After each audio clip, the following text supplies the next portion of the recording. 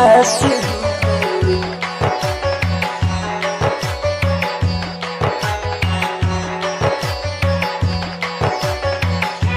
के time pass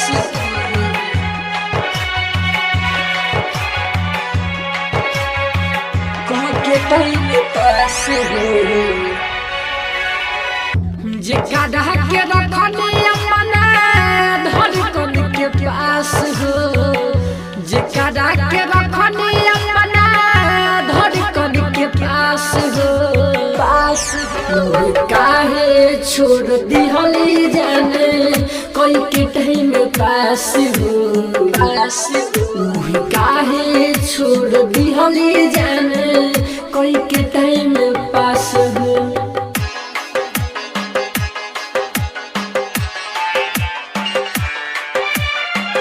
कोई के टाइम पास हो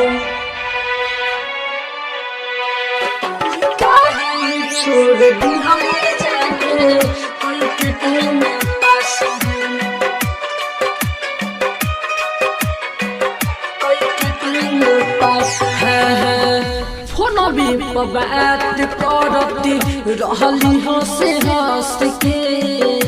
जननी न जाई है नागिन जैसे दस के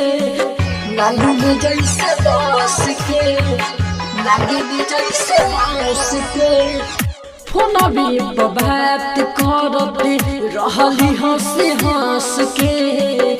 जननी न जाई है नागिन जैसे दस के ओहे हमारे बात उनका लागे बकवास हो अब हमारे बात उनका लागे बकवास हो काहे छोड़ दिहले जान को के टाइम पास हो काहे छोड़ दिहले जान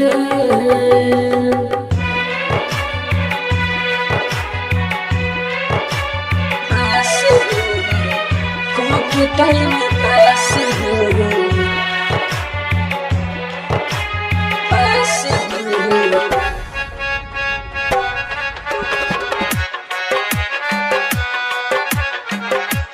के टाइम पास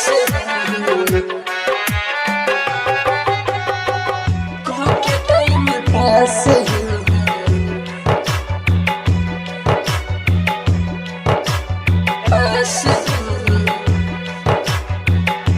के टाइम पास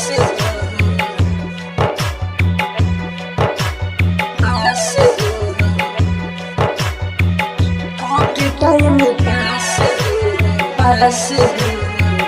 राइटर सागर के काहे तोड़ पइली छोड़ही के रहे तो दिल काहे लगइली दिल काहे लगइली राइटर सागर के काहे तोड़ पइली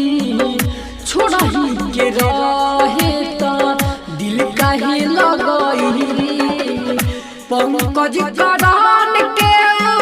तुरल विश्वास हो पूरा केस के तुरल विश्वास हो जाने काहे छोड़ दिहली के टाइम पास हो काहे छोड़ दिहली जान PS रिकॉर्डिंग स्टूडियो।